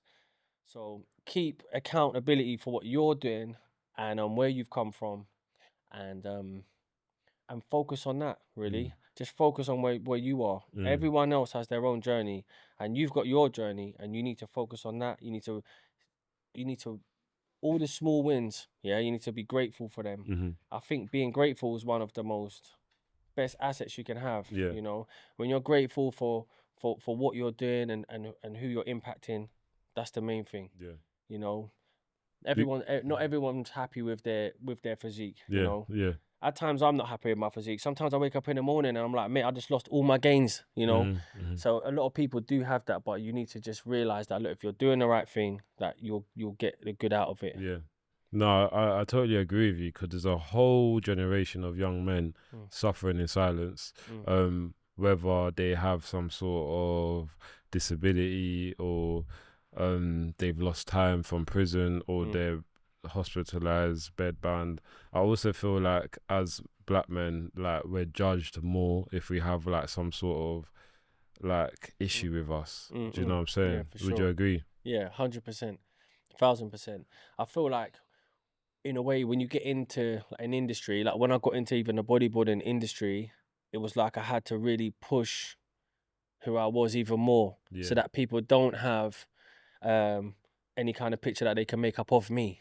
You know, there's times when I'll be in the gym, for instance, and I'll just be in my zone, and I'll see someone and they'll look at me and they'll recognize me. They might want to say hello, but they don't. And it happens a lot. And then they speak to me and they say, bro, you're such a nice guy. You're like a really nice guy. Like when I first saw you, like, I didn't think you was nice. And I think, well, why was that? You know, because I am nice. So why do you think that? You know, do I go around to everyone and have a joke before they think I'm nice? You know? No, it's true. But it's part of who I am, of influencing people that, bro, there are nice people out here. So sometimes I do go up to people and say, like, a guy come in the gym the other day, first day, and I was at reception and he looked like he didn't know his way around. So I said, hi mate, how you doing, man? What gym you from? Blah blah blah blah. And we had a little chat, and afterwards he was like, mate, you're like a really nice guy, mate. It was nice to like have that coming in the gym, like, that I didn't feel comfortable in. Do you know what I mean? So yeah, it's a nice feeling to be able to do that. Yeah, I think we're always judged, isn't it? Do you know what I'm saying? And it stops people from opening up sometimes. You know what I'm saying? Because, you know, when you're like so used to being judged, it's like, what's the point of opening up? What's the point of actually telling people what I'm actually going through? Do you know what I'm saying? What's the point of telling people what condition I've got? Do you know what I'm saying? Because people love to judge. And also, when you do open up to someone and tell them your stuff, they use it against you. Of course. Yeah. That's the problem, isn't it? Do you know what I'm saying? Yeah. When you was at the peak of your infection, did you feel like you was being judged by your own people? Well,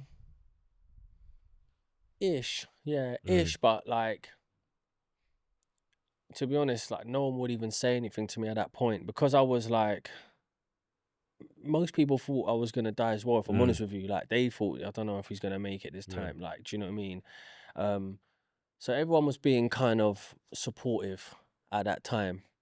So I wouldn't say judge, no, but I would say definitely, like, there was just a load of support at that time. Yeah. When you walk into a room, what kind of energy would you like to bring in? Now, like, if I walk in now, I believe I just stand for, like, being successful in your own story. You know, we all have our own story. I want to be like somebody that people look at and be like, you know what, I respect that guy. I respect that guy because, you know, like you said, in it, where we're from, you know, to where we are, you have to respect it. 100. Because I've grown up with loads of people that have got loads of different stories, and my story's pretty good. Like, I didn't get in loads of cars and be in loads of opportunities that make me here right now.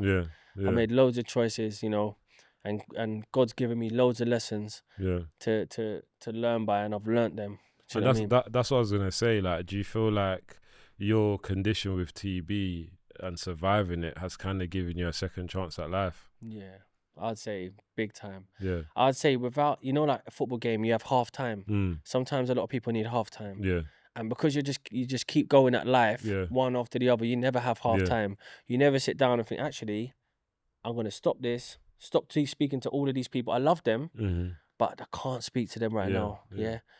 I've got to speak to these people. Yeah. Yeah. And even if we don't have anything in common, I'm gonna find Mm-hmm. something. I'm gonna watch their show. Mm-hmm. I'm gonna go to the golf show or Yeah. whatever. Yeah, Yeah. the hockey show. Yeah. Yeah. You know, and I feel like that half time gives you that time to have a break from them Yeah. and focus on what is value right now. Mm-hmm. Because picking friends in school is completely different from picking friends when you're going somewhere. Yeah.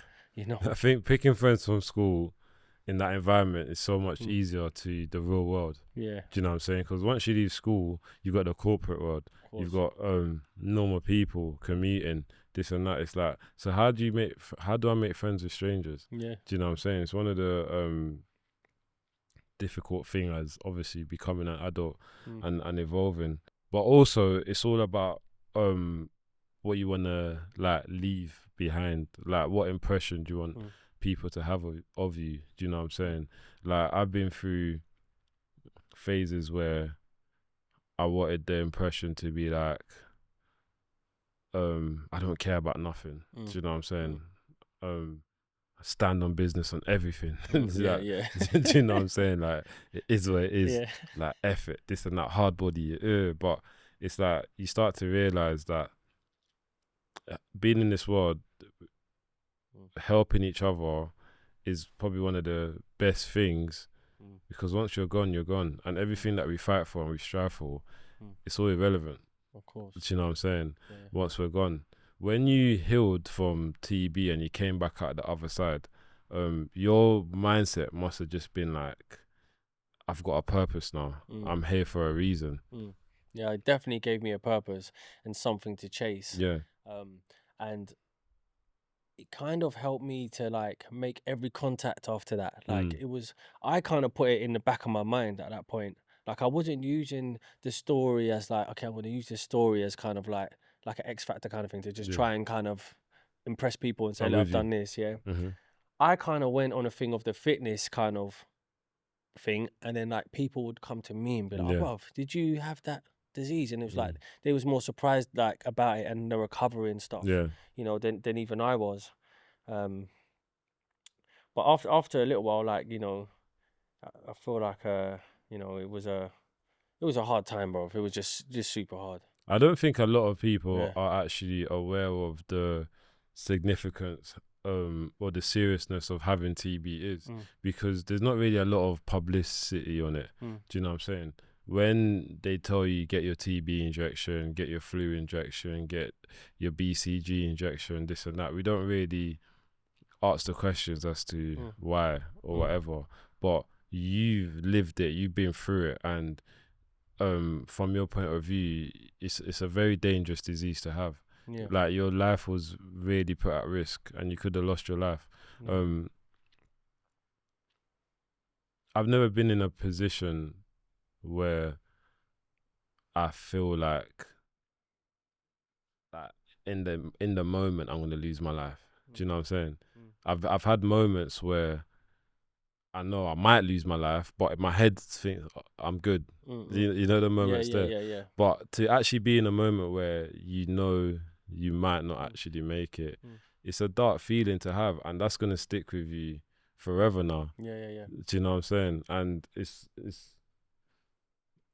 good that you're telling your story now. You're an advocate for your story, because without you coming here, I wouldn't have had any more knowledge of TB than when the doctors say you need to take your injections.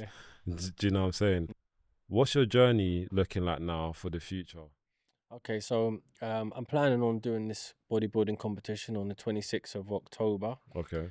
I'm working with a new clothing label, Golden Pump. So that would be another adventure. Okay. With that. Modeling. Yeah, the modeling stuff. Yeah. It all kind of goes together. Yeah. But like I'm quite open to like trying out new things, you know.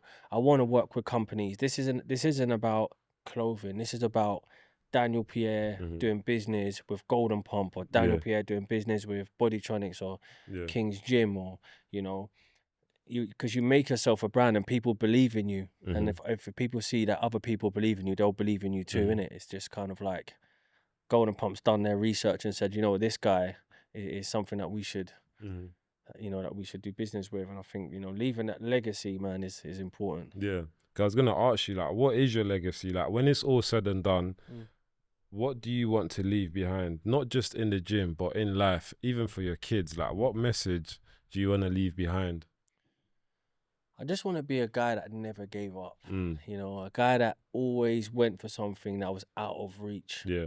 You know, I've always been that guy that would say, you know, I'll do it. I'll try and do it. Yeah. If it hasn't been done, I'm gonna do it. Yeah. If it has been done, I can do it. Yeah. You know, and I just feel like that, being that person that nothing could stop him. You know, I think that's quite a powerful thing. Yeah. I think it's powerful enough for you to even come out and share your story. I've said it before, like, my platform is made and developing at the back of stories like yours. Do you know what I'm saying? I've had my own story, you've got your own story, and I feel like a lot more people should be more open about telling their story, because we've all been through hardship, you know, and people sit there and say, oh, no one wants to listen to anyone's stories, no one cares, but you'll be amazed, people do care. People do want to listen. Do you know what I'm saying? People just put the bravado on top of it, like, no one cares, no one listens, but that's probably because nothing's happened to them. Of course. Do you know what I'm saying? The moment something happens to them, they start, like you said, like, you start going on the internet, trying to find it. You're trying to find someone else's story. Do you know what I'm saying? And that's all it is, man. There's so many gyms out there. Now you got the Pure Gym, you got the gym, you got the girls' gym now. You got the girls' gym now, girl only. What kind of gym do you like training in? Yeah, so I train in the King's Gym. I believe that's the best gym in London, especially South London, obviously. I've trained in a few gyms, so I started in like the gym and that, but right now I'm loving the King's Gym. So that's where I train out of, and it's a great community there. Everyone helps each other. And I think that's also helped me push my training much more, because you're around people also chasing goals. You meet bodybuilders every day, and you meet people who want to learn, so who look up to people that are dieting and in prep and stuff like that. So I get asked a lot of questions and I get spoken to a lot about it, and you just bounce off everyone. I learn off everyone. So if someone's just started, I'll learn something off you too. So, exactly. You know, I think where your environment is important. I've been to the King's Gym. It's very good for space as well. It's very spacious. They've got all the different types of gym equipments that you wouldn't find in your normal gym. Do you know what I'm saying? Kind of like the advanced equipments. So it's pretty good for that. And I feel like the King's Gym has obviously built themselves a brand that's big enough to be recognized as a muscle building gym. Do you know what I'm saying? You wouldn't go to King's Gym if you're not. You know what I'm saying? You're welcome though. You're welcome. Obviously, you're more than, you know what I'm saying? You're more than welcome, but you're going to go there, you're going to see hench guys, you're going to see hench girls, you're going to see all sorts of things in there. And it's a good space to have, especially if you want to learn. If you want to get hench, go to those kinds of gym. Of course. Do you know what I'm saying? I mean, the Pure Gyms, the gym, I always like to say those gyms are like the corporate, the guy that's just finished work in an office kind of thing, and he just wants to wind down. Not even that, he wants to wind down. He wants to wind down on the treadmill. You know what I'm saying? He just wants to chill out on the bike, read a book. Do you know what I'm saying? Them kind of gyms ain't really the. Do you know what I'm saying? How long you been going King's Gym? So I've been going there from 2020. So I started in the Croydon one. Okay. Bounced around a little bit because with the plumbing, I was working here and there. So sometimes it's good to just have one of those memberships. If I'm out of the area, I can just go to a local one or whatever. But I've been there since like 2020. But my coach is there, Coach Beto. So he's there. Obviously, I can't bloody live without him now. Man. He's like. He's my mind, like my mentor in that sense, you know, which has been very important over this time as well. Like having those mentor people there, like someone that just believes in you, man. They're important people. Talking about the gym, because we're on that topic, What's your response to guys that use steroids? Well, to be honest, it's hard for me to say because if you're going to the Olympia, or you're doing something like that, then I would say, it's up to you. I can't really say. What I will say though is if you're under a certain age, if you're under like say 35 and or even 30 and you're using steroids, that's dangerous stuff. You've got it all in your body and you can feel your body right Yeah. to not need them, Yeah. I wouldn't suggest for anyone to use them because there's other effects that could affect your health. And this is the thing: are you doing it for health? Or are you doing it to look good? Because this is where tuberculosis had my mind thinking I need to be healthy. Yeah. No, I don't mind looking good. Yeah. But like the health is the main thing. Yeah, that's true. Yeah. That's So if true. you're not gonna give your health away to look good. I always say that steroids is the male version of a BBL. Yeah, it is. It is though. Yeah, it's good. That's a good point. Saying? It's literally the male version of a BBL because it's not authentic. It's not real. I know there's a lot of people going that it's not. Yeah, it's not authentic. I'm sticking to my word. Like it's not authentic. It's not real, and also it doesn't last. Do you know what I'm saying? You use steroids, you're gonna get hench. You're gonna get big. You stop using it, you're gonna get water. You're gonna lose everything you've just built. Yeah, lose strength. Do you know what I'm saying? Someone that gets a BBL done, mentally they haven't worked for that. Yeah. Posture. Do you know what I'm saying? So they can't work for that posture because when they go to the gym, they mentally don't have that mental capacity of doing 10 reps, squatting down. It's not going to work out. Do you know what I'm saying? And then once that BBL dies down and it's dead or it's botched and it goes out of shape, you're done. You're back in the same situation. You're in a worse situation, really. You probably would go back to not having that BBL, just be normal again. Yeah. It's crazy. So from my point of view and where I stand on it, obviously anyone can do whatever they want. You want to take steroids, whatever, like just do your background check on it. Make sure you're taking what it actually says on the label, because as you know, there's a lot of dodgy steroids that people take. People are taking things they don't even know what they're taking. They're injecting it in places where they think it's their veins or they think it's their whatever, and it's not. Do you know what I'm saying? But I always believe that training naturally is good, and I always push that forward because food, we get everything from food.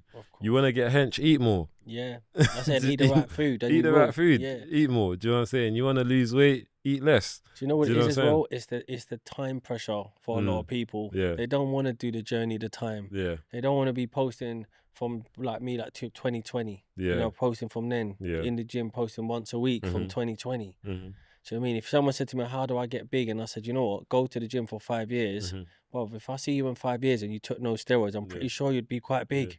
Because that's the lifestyle of it. It's a lifestyle. It's not on 6 months or 3 months or whatever.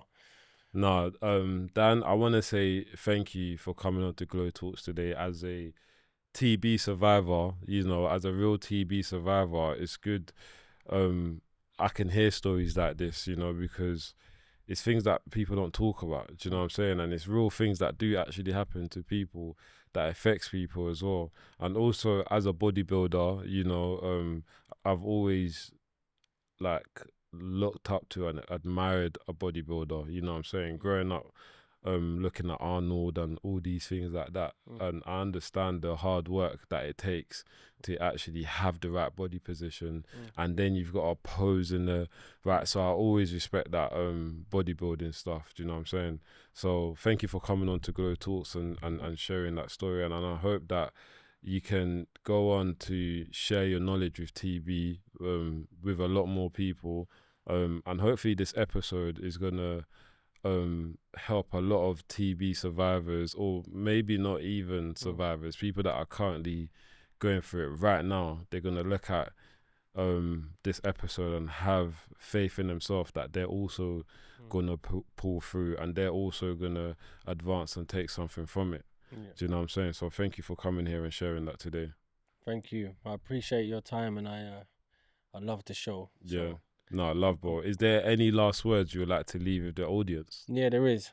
So, for anyone that's got any sort of disease or any sort of illness, I just want to send a message out to you lot to say, look, if you believe in God, which you should, and you believe in yourself, they're the two main things you should believe in. And if you put your focus into what you're doing and you push everything into what you're doing, you will be successful. There's no time limit in anything, you know. Don't worry about the time. You just do the work, and you'll be successful. So I hope I've inspired some people with my story today. I want to thank GloTalks for giving me the platform to tell my story, and I hope I've helped someone out there, which I'm pretty sure I have. So yeah, Thank you. thank you very much. Cheers, bro. No. Batman was never about superpowers. He was a man who turned pain into purpose. And today we met a real life version of that. Daniel didn't just build muscle, he built discipline. He didn't just transform his body, he transformed his mind. He didn't wait to be saved, he became his own rescue plan. What you've heard today isn't just a fitness story, it's a blueprint for becoming unbreakable. Discipline, focus, faith, and legacy. Because real heroes aren't born, they're built in the shadows, through struggle, in silence. This is more than Batman Dan. This is what it means to rise. This is GloTalks. Thank you guys for tuning into my platform. Please like, comment, and subscribe on my YouTube channel. I appreciate everyone who has been. I appreciate the new subscribers as well. Keep following my journey. We're learning, we're building, we're developing. Stay tuned for more episodes.